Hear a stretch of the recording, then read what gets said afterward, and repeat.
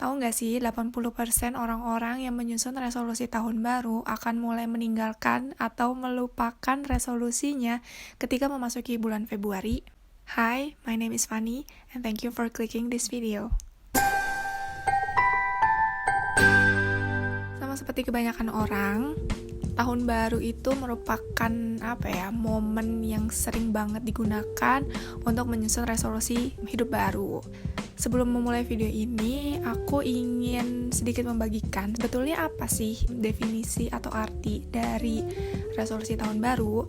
Di sini aku mengutip definisi yang ditulis oleh Cambridge English Dictionary. Menurutnya, resolusi tahun baru atau New Year's Resolution adalah a promise that you make to yourself to start doing something good or to stop doing something bad on the first day of the year. Nah, kalau aku sendiri gimana? Apakah aku termasuk orang yang ikut-ikutan juga bikin resolusi tahun baru? Jawabannya iya. Tapi kalau ditanya apakah aku termasuk orang yang konsisten dalam berusaha untuk mewujudkan resolusi tahun tersebut, jawabannya tidak. Sebenarnya apa sih penyebab dari tidak terwujudnya resolusi tahun baru? Nah, di video ini aku akan merangkum beberapa poin yang aku pelajari dari artikel-artikel yang aku baca, dari podcast yang aku dengar, dari video YouTube yang aku tonton, dan juga merupakan refleksi diri dari beberapa tahun ke belakang. Di sini aku akan menyebutkan 5 poin penyebab tidak tercapainya resolusi tahun baru. Yang pertama adalah faktor eksternal. Pasti kita pernah dong dengar istilah manusia bisa berusaha atau manusia bisa berencana, tapi Tuhan yang menentukan. Terkadang faktor eksternal merupakan faktor dari tidak terwujudnya resolusi tahun baru kita, apalagi jika faktor eksternal ini adalah faktor yang tidak bisa kita kontrol. Di sini aku akan memberikan contoh, misalnya di tahun 2020 ada salah satu dari teman-teman yang memiliki resolusi tahun baru traveling ke luar negeri gitu. Terus tanpa kita bisa prediksi, tanpa kita bisa kontrol, ternyata di tahun 2020 ini kita ada musibah yang menimpa semua orang di dunia ini, yaitu pandemi COVID-19. Tentu ini adalah kondisi yang tidak bisa kita kontrol dan kita juga hanya warga biasa, kita bukan policy maker, jangankan untuk traveling ke luar negeri ya, bahkan mobilitas di dalam kota atau mobilitas untuk keluar kota aja kita terbatas. Tentu nggak jarang dong kondisi seperti ini nih sangat mengesalkan gitu, karena ya itu tadi kita nggak ada pilihan lain. Tapi menurut aku daripada kita mentah-mentah menerima bahwa resolusi di tahun tersebut gagal, mungkin sikap yang bisa kita ambil adalah kita melihat lagi lebih dalam sebetulnya apa sih value yang ingin kita dapatkan dari resolusi tersebut. Misalnya dari traveling, value yang kita ingin dapatkan adalah quality time, menghabiskan waktu dengan orang-orang yang kita sayangi. Dari kejadian ini kita bisa mengakalinya dengan menghabiskan banyak waktu di rumah dengan keluarga, mungkin bisa dengan masak bareng, mungkin bisa dengan main games bareng, atau mungkin kita ganti dengan sesi curhat. Lalu alasan kedua yang aku pelajari adalah mungkin resolusi yang kita buat ini terlalu berat, terlalu sulit, atau terlihat terlalu sulit. Ketika aku pertama kali mendengarkan alasan ini atau membaca alasan ini, aku tuh cukup bertanya-tanya, karena bukannya kita sebagai manusia ini perlu melatih diri untuk terbiasa melakukan hal-hal yang berat, karena dari hal-hal yang berat itu mungkin kita jadi belajar untuk keluar dari zona nyaman, dan kita juga jadi belajar lebih banyak gitu kan.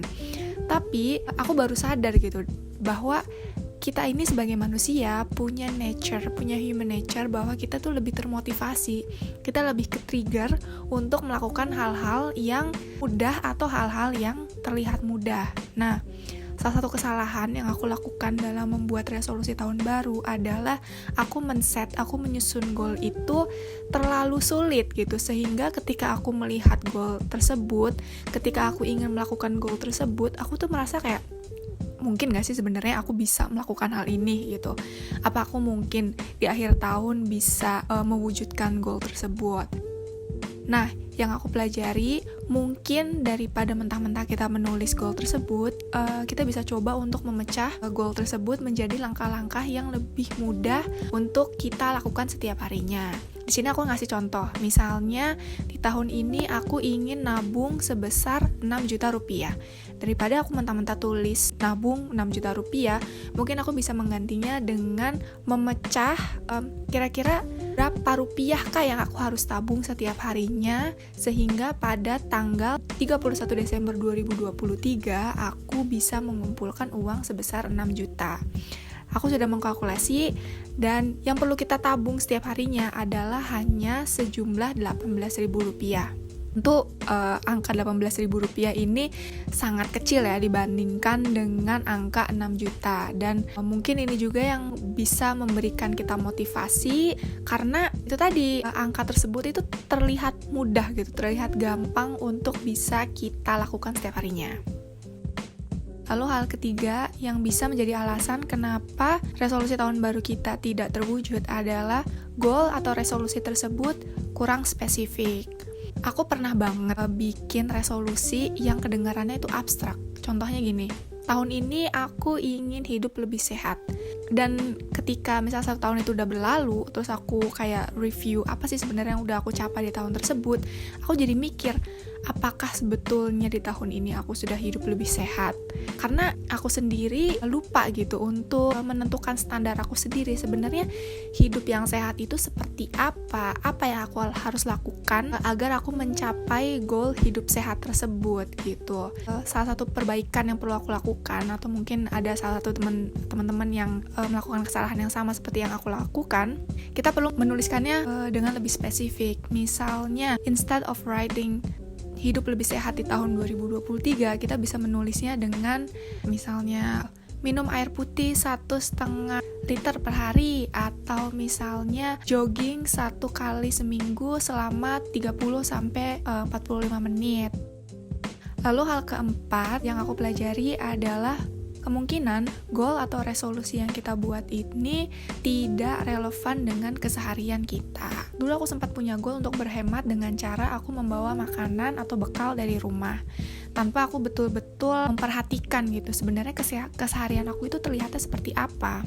Karena misalnya gini, aku ingin setiap hari bawa bekal dari rumah, tapi aku setiap hari juga harus bangun pagi, terus misalnya aku harus udah meninggalkan rumah atau meninggalkan kosan jam 6 pagi karena kampus atau kantor yang jaraknya cukup jauh.